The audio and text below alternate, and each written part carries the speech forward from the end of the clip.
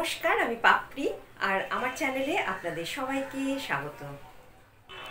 আজ আমি আমার ছোট্ট ফ্ল্যাটের ছোট্ট প্রবেশপথ কিভাবে শুধুমাত্র গাছপালা দিয়ে সাজিয়েছি সেটাই আপনাদের সঙ্গে শেয়ার করতে চলেছি। অনেকের মতোই আমিও খুব গাছপালা ভালোবাসি, কিন্তু স্বাদ আর সাধ্য দুটো তো সবসময় মেলে না। যতটুকু পেরেছি সেইটুকুনি আজকে আমি আপনাদের সঙ্গে শেয়ার করব। এই ভিডিওতে কিভাবে সাজিয়েছি সেটা নয়, বরং কোন কোন গাছপালা আমার ঘরের শ্রীবৃদ্ধি করছে তাদের সঙ্গেই আপনাদের পরিচয় ঘটাবো। আমার ঘরের দরজা পশ্চিমমুখী আর বারান্দা অংশটা উত্তরমুখী, সুতরাং বুঝতেই পারছেন যে আলো আছে কিন্তু রোদ নেই।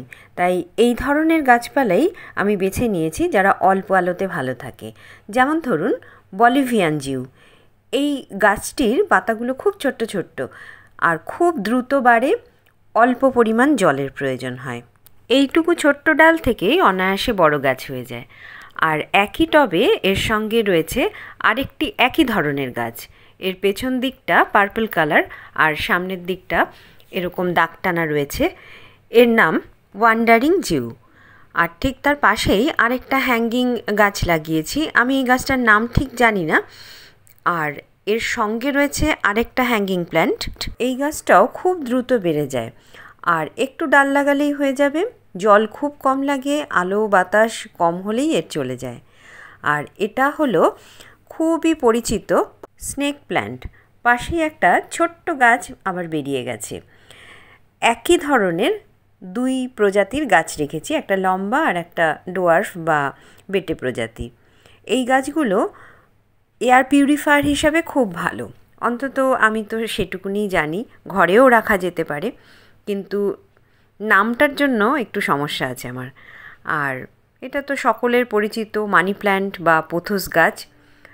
মানি প্ল্যান্ট রোদ পছন্দ করে না ঠিকই, কিন্তু জল খুব পছন্দ করে। আর এখানে রয়েছে আমার খুব পছন্দের একটা গাছ কোলিয়াস।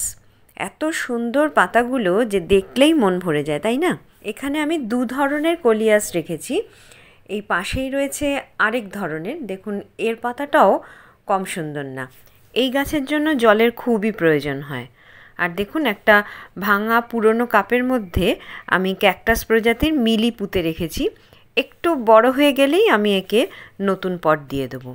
আর এখানেও কয়েকটা মানি প্ল্যান্ট বসিয়ে রেখেছি, তবে মাটিতে নয়, এটা পুরোটাই বালির মধ্যে আছে। যেহেতু লকডাউন চলাকালীনই আমি গাছপালার পরিচর্যা শুরু করেছি, সেই জন্য সব গাছের নাম এখনও আমার জেনে ওঠা হয়নি।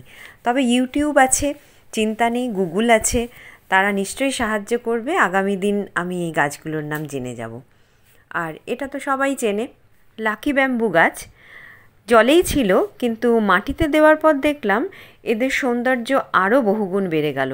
পাতার আকৃতিও দেখুন কেমন বড় হয়ে গেছে। এই গাছটার নাম খুব মজাদার, সং অফ ইন্ডিয়া। কেন এরকম নাম হলো জানি না, কিন্তু একে দেখলে ঠিক ঝর্ণার মতো মনে হয়। কথায় আছে নামে কি আসে যায়, কিন্তু আমার তো মনে হয় অনেক কিছুই আসে যায়। এই যেমন ধরুন এর নাম পার্পল হার্ট, বাংলা করলে দাঁড়ায় বেগুনি হৃদয়। তো এই রকম নাম শুনলে হাসি তো এসেই যায়, মজাও লাগে। আর কীরকম সুন্দর ছোট্ট ছোট্ট ফুল হয়েছে দেখুন। পাশেই রয়েছে স্পাইডার প্ল্যান্ট। বারান্দাতে যত ধরনের গাছ দেখছেন কোনোটাই কিন্তু একদমই যত্নের পরোয়া করে না, কেবলমাত্র সঠিক টাইমে জল পেলেই এরা খুশি। আর মাঝে মাঝে তো এদের খাদ্য খাবার দিতেই হয়, কেননা এরা খুব অল্প মাটিতে রয়েছে। আবার কাউকে আমি মাটিও দিতে পারিনি, তারা কেবলমাত্র বালিতে আছে। তো সেই জন্য তাদের একটু খাবার দিতে হয়। খাবারের মধ্যে আমি সাধারণত দিয়ে থাকি কলার খোসা ভেজানো জল, চা পাতা ভেজানো জল, ডিমের খোলা শুকনো করে সেটাকে গুঁড়ো করে দিয়ে থাকি, ক্যালসিয়ামের অভাব যাতে না হয়। আর দু একবার ব্যবহার করেছি ভার্মি কম্পোস্ট সার আর সর্ষের খোল ভেজানো জল। তবে এটা যেহেতু আমি পরিমাণটা খুব ভালো মতো এখনও বুঝতে পারিনি, সেই জন্য দিতে ভয় লাগে। তার কারণ আমি শুনেছি যে এই ধরনের সার যদি বেশি পড়ে যায় তাহলে গাছ খুব তাড়াতাড়ি মরে যায়।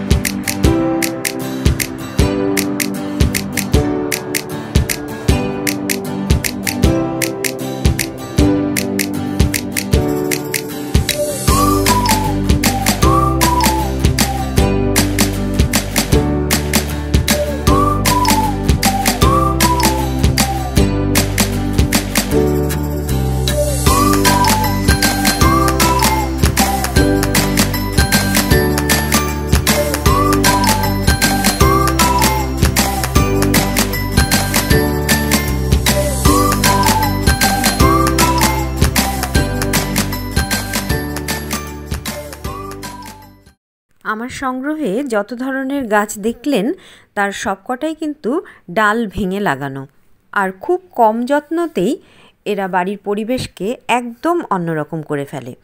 তাহলে আজকের মতো বিদায় নিচ্ছি, আবার দেখা হবে অন্য কোনো ভিডিওতে অন্য কোনো বিষয় নিয়ে। ততক্ষণ পর্যন্ত প্রত্যেকে ভালো থাকবেন, সুস্থ থাকবেন, আর যদি ভিডিওটি পছন্দ হয় তাহলে একটা লাইক করবেন।